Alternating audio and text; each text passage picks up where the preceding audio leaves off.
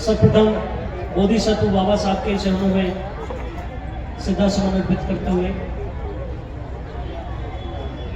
तथागत बुद्ध के चरणों में श्रद्धा सुमन अर्पित करते हुए आज के इस प्रोग्राम में उपस्थित गाजियाबाद जिले के कोने कोने से आए बाबा साहब के जन्म उत्सव को मनाने वाली कमेटियों का मैं हार्दिक वंदन अभिनंदन करता हूं, सभी का स्वागत करता हूं कि आपने अपना कीमती समय निकालकर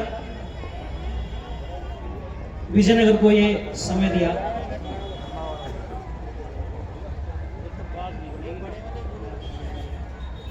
अब अच्छा रहेगा। सम्मानित साथियों,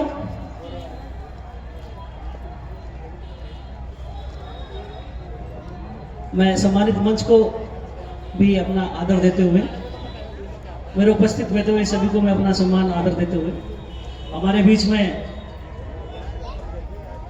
हमारे विधानसभा अध्यक्ष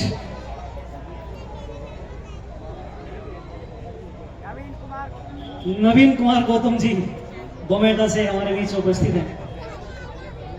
सम्मानित साथियों, बाबा साहब के ऊपर पिछले 4 दिनों से बड़े बड़े वक्ताओं ने बहुत कुछ बोला है और हमने बहुत कुछ उनसे सीखा। मैं थोड़ा सा अलग विषय पर बात रखना चाहूंगा, क्योंकि मिशन को समझने के लिए यह बहुत जरूरी है कि मिशन का बेस क्या है। मैं ऐसे महान शख्सों को एक साथ एक मूवमेंट से जोड़कर आपके बीच में पेश करूंगा कि एक ने तलवार से इस देश का विकास किया, इस भूमंडल पर शासन किया, जिनका कल जन्म दिवस था महान सम्राट अशोक महान का। मैं उनको अपनी श्रद्धांजलि अर्पित करता हूं और हमारे बहुत कम वक्ता उनके बारे में बोल पाते हैं। मैं ये बताना चाहता हूं कि पूरी दुनिया में भारत को अखंड भारत के रूप में स्थापित करने वाले भारत के इकलौते लाल सम्राट अशोक महान हुए, जिन्होंने बर्मा, तिब्बत, भूटान, इंडोनेशिया, यहां तक कि रूस से लगे हुए क्षेत्रों पर भी, भूमंडलों पर अपना शासन किया। उनसे बड़ा सम्राट इस धरती पर नहीं हो सका। जैसे हम कहते हैं बाबाओं के बाबा, बादशाहों के बादशाह बाबा साहब डॉक्टर भीमराव अंबेडकर, ऐसी ही एक उपाधि सम्राट अशोक को भी दी जाती है। सम्राटों के सम्राट अगर कोई हुए तो सम्राट अशोक इस धरती पर हुए।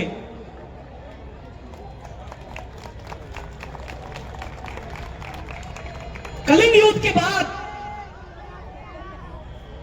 जब कलिंग के तकरीबन 1.5 लाख लोगों को सम्राट अशोक की सेना ने गाजर मूली की तरह काटकर उनका खून नदियों में बहा दिया और करीब 1 लाख सेना सम्राट अशोक की अपनी खुद की भी मारी गई। उस जमाने में सोचिए, जहां 20-20 मीलों के बाद एक एक गांव हुआ करता था, दूर दूर लोग रहते थे। उस जमाने में अगर 2.5 लाख लोगों का कत्लेआम हुआ तो वो कितना बड़ा संघर्ष अपने आप में होगा, संग्राम होगा, खून की नदियां बही। उस कलिंग के युद्ध ने सम्राट अशोक का मन परिवर्तित कर दिया और उस कत्लेआम को देखकर सम्राट अशोक भी अपने आप में भयभीत हो गए कि ये मैंने क्या कर दिया।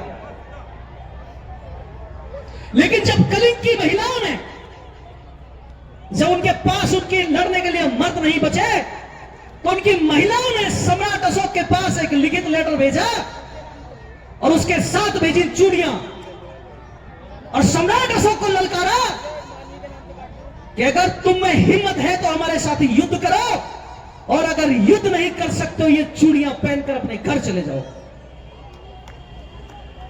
तो सम्राट अशोक ने अपने गुरुजनों से, अपने सलाहकारों से पूछा कि मेरे सामने अच्छे अच्छे राजा नहीं दिख पाते,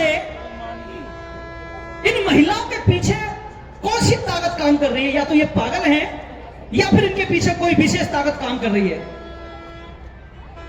तो सम्राट अशोक से उनके विशेषज्ञों ने कहा कि इनके पीछे जो विशेष ताकत काम कर रही है मान्यवर सम्राट अशोक महान, वो गौतम बुद्ध की विचारधारा, वो उनका धन काम कर रहा है। तुम इन्हें डरा नहीं सकते, इनकी गर्दन काट सकते हो लेकिन इन्हें झुका नहीं सकते।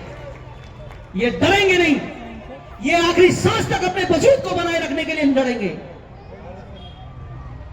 जब बुद्धा को पता चला कि गौतम बुद्ध का धन, गौतम बुद्ध की विचारधारा इतनी मजबूत है कि मेरे जैसे क्रूर शासक के सामने नाजुक कलाइयों में चूड़ियां पहनी हुई औरतों को अगर तलवार उठाने पर मजबूर कर सकती है, तो अगर मैंने इस विचारधारा को दुनिया में पहुंचा दिया, स्थापित कर दिया, तो इस धरती का काया पलट हो जाएगा।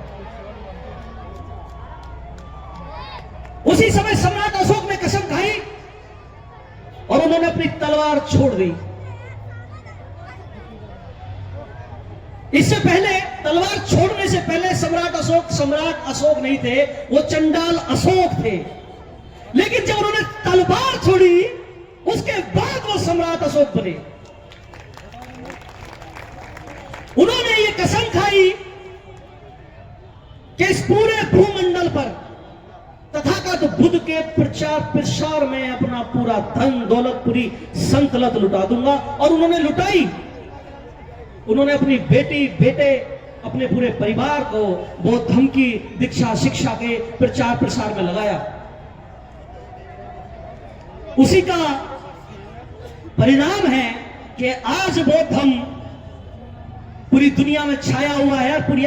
पूरी दुनिया का सर्वश्रेष्ठ धर्म पुरस्कृत है।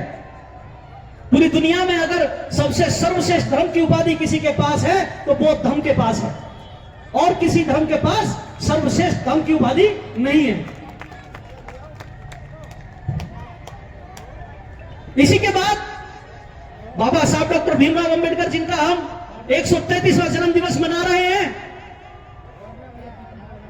उन्होंने जब अपनी भरकस कोशिश इस हिंदू व्यवस्था में बदलाव की और हिंदुओं ने बाबा साहब की बात को ना समझा, ना सुना और ना हिंदू धर्म में कोई परिवर्तन किया।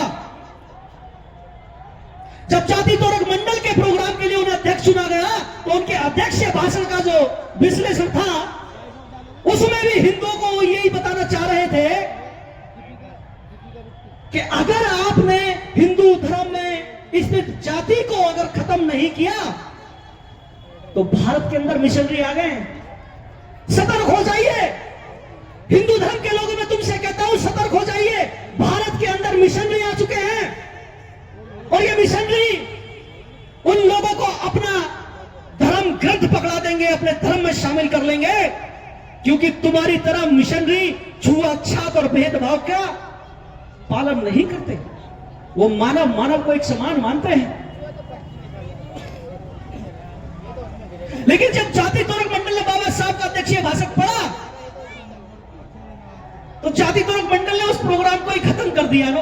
डॉक्टर अंबेडकर तो जाति व्यवस्था को खत्म करने की बात कर रहे हैं यार, ये प्रोग्राम ही नहीं करते।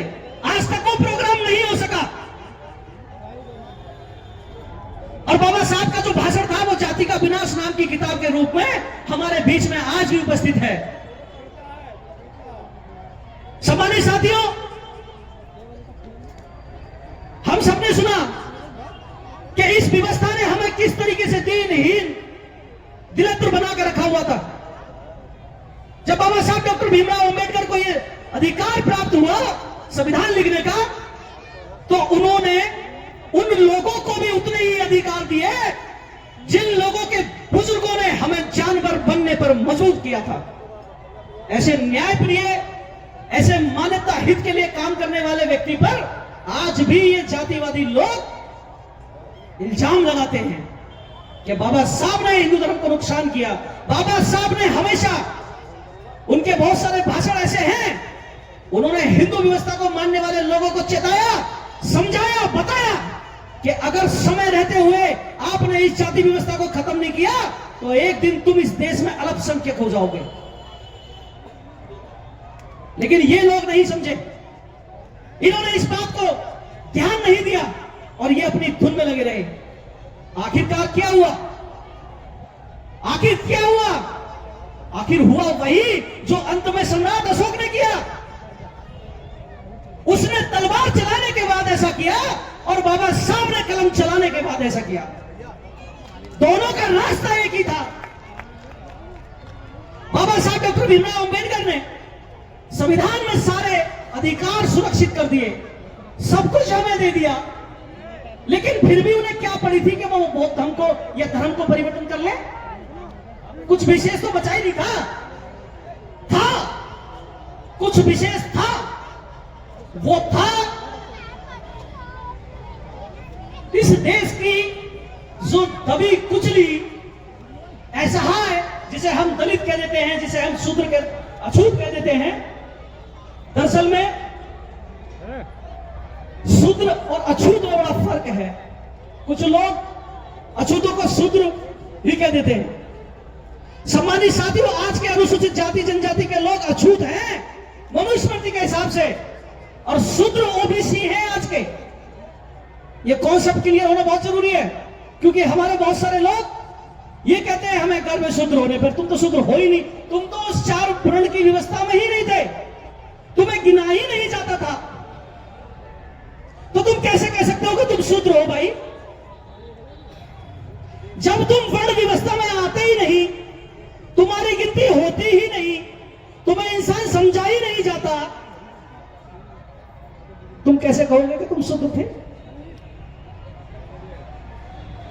बाबा साहब ने जो व्यवस्था से छूटे हुए 5वें वर्ण के व्यक्ति थे, जिन्हें बाबा साहब अनटचेबल कहते थे,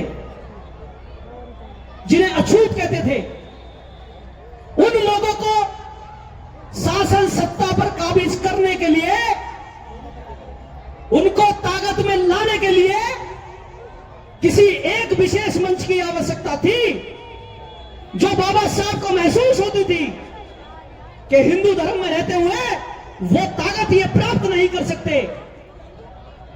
बाबा साहब का धर्म परिवर्तन अगर आप देखेंगे तो तुम्हें राजनीतिक ताकत देने के लिए था, लेकिन आप बाबा साहब के धर्म परिवर्तन का मतलब ही बदल गए।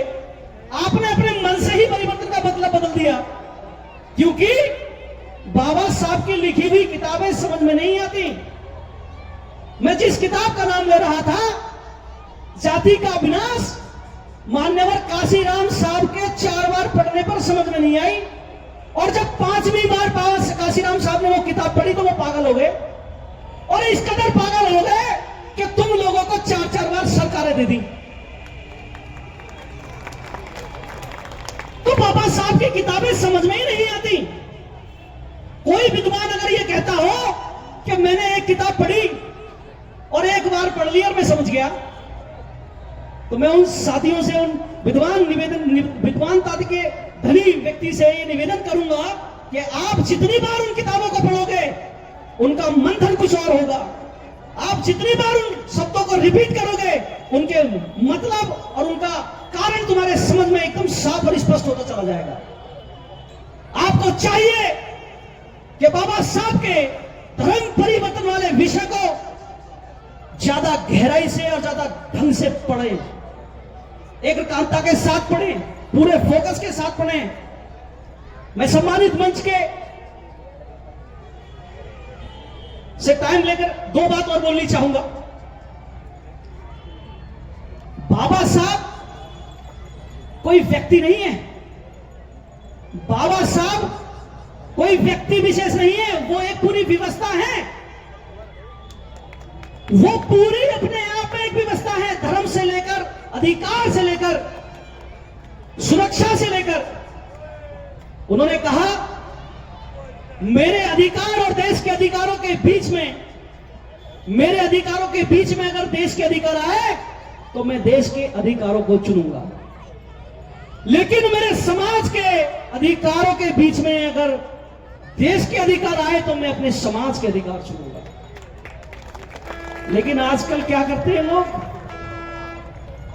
कि अगर मुझे कुछ मिल रहा है तो बताओ, नहीं तो अपने घर बैठो। हमारे लोगों ने मिशन का मतलब बदल दिया। हमारे लोग जितने भी तरीके से अपने अपने संकट चला रहे हैं, जिनको जितना समझ में आता है वो उतनी बात करते हैं, और अगर वो उनके हिसाब से मिशन चल रहा है तो वो मिशन है, और अगर उनके हिसाब से नहीं तो वो मिशन नहीं है। उन्होंने मिशन के मतलब मायने अपने फायदे और नुकसान से जोड़ लिए, जिसका कारण ये हुआ कि 4-4 बार सत्ता में रहने के बाद आज भी हमारी बहनों के बलात्कार अगर सबसे ज्यादा इस देश के अंदर हो रहे हैं तो ये हमारी कायरता की देन है, ये हमारी कायरता की देन है, क्योंकि हम मतलबी हो गए हैं। हमें समाज से नहीं पड़ी है, हमने अधिकारों की नहीं पड़ी है, हमें स्वार्थ की पड़ी है, हमें अपनी पड़ी है। जब अपनी बात आती है तो फंडामेंटल राइट्स की बात करते हैं लोग कि मुझे तो फंडामेंटल राइट्स दिया है, लेकिन जब समाज की बात आती है तो ये कहते हैं मेरे पास टाइम नहीं है। फिर समाज के फंडामेंटल राइट्स नहीं रहते। हमारी साथियों, ज्यादा टाइम नहीं लूंगा। मेरे बीच में गाजियाबाद के सभी सम्मानित साथी बैठे हुए हैं, मैं तो सीख रहा हूं, हमारे बहुत सीनियर लोग बैठे हुए हैं। मैं अपना समय सभी वक्ताओं को देना चाहूंगा। आप सबने मुझे सुना, इसके लिए बहुत बहुत धन्यवाद। मैं चाहूंगा कि एक बार जोर से उद्घोष करेंगे जय भीम का। जब हम जय भीम बोलते हैं तो एक पॉजिटिव वेव जमीन से उठकर आसमान तक जाती है, जो मिशन पर काम करने वाले लोगों को पॉजिटिव एनर्जी देने का काम करती है। तो हम सभी जोर से एक बार इस पॉजिटिव एनर्जी को लेंगे। जय भीम, जय भीम, जय भीम। बहुत बहुत